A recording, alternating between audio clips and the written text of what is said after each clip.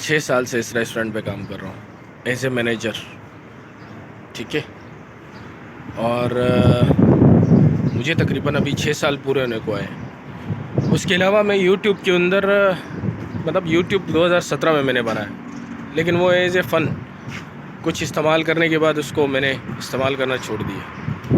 اس کے بعد تقریباً 1 سال سے میں محنت کر رہا ہوں، اور 1 سال سے میں فیڈ اپ، کیونکہ نہ تو ویوز آ رہے ہیں اور نہ ہی مجھے اس کا کوئی بینیفٹ ہو رہا ہے، اور نہ ہی یہ سلسلہ آگے بڑھتا ہوا نظر آ رہا ہے. خیر، اس کو لے کر کے ایک بہت اچھی بات آپ کو، ایک بہت اچھا قصہ بھی سنا رہا ہوں کہ ہم لوگ اپنی محنت تو دیکھتے ہیں لیکن کسی کا بنایا ہوا پلان نہیں دیکھتے، اور وہ پلان میرے رب کا ہوتا ہے.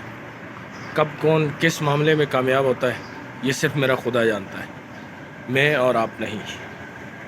بنیاد پہ روز کوئی نہ کوئی کام، کوئی نہ کوئی سرکل، زندگی کو یعنی زندگی میں سروائیو کرنے کے لیے بہت سارے ایسے کام کرنے پڑتے ہیں.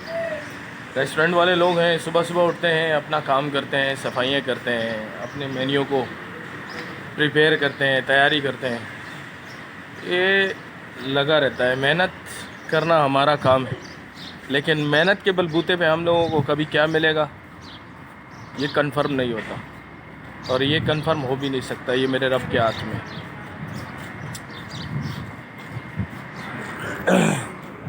پاکستان کے اندر لوگ مثال دیتے ہیں کہ جو بہت زیادہ پیسے والے لوگ ہیں وہ ذخیرہ اندوزی کر لیتے ہیں، اپنے پیسے کو استعمال کر کے مال سٹاک کر لیتے ہیں، اور پھر وہی مال کچھ دنوں کے بعد مہنگے داموں بیچتے ہیں. اور وہیں پہ ہم جیسے لوگ، ایمانداری کی بات ہے، 8 کارٹن چپس کے لے لیے کہ چلو یار یہ مہنگے ہو جائیں گے، ایکسپائری ڈیٹ تک پہنچ گئے، مہنگے نہیں ہوئے. تقدیر اپنی. ایک عجیب سا قصہ پڑھ رہا تھا کہ سمندر میں بہت زیادہ طوفان آیا اور ایک جہاز کے اوپر بہت زیادہ مال لوڈ ہوا پڑا تھا. تو وہاں کے سارے تاجر جو جہاز کے اندر بیٹھے تھے انہوں نے کہا کہ جس تاجر کا سب سے زیادہ سامان ہے اس کو اس کے سامان کے ساتھ نیچے پھینک دیا جائے، شاید جہاز بچ جائے. تو اس تاجر نے بڑا زور لگایا کہ میں ہی کیوں، میرا تو سامان زیادہ ہے، سب کا تھوڑا تھوڑا پھینکتے ہیں، ہو سکتا ہے جہاز بچ جائے، میرا بھی کچھ سامان بچ جائے، میرا بھی نقصان نہ ہو زیادہ اور آپ لوگوں کا بھی نہ ہو، اور جہاز بھی بچ جائے. خیر، اسی اثناء میں سارے پرانے تاجر تھے، اس جہاز کے پرانے گاہک تھے، تو اس شپ میں سے اس کا سامان بھی گرا دیا گیا اور اس کو بھی پھینک دیا گیا. وہ کہیں لہروں میں ادھر ادھر ایک عجیب سے جزیرے پہ جا کے پھنس گیا اور بیٹھ گیا وہاں پہ.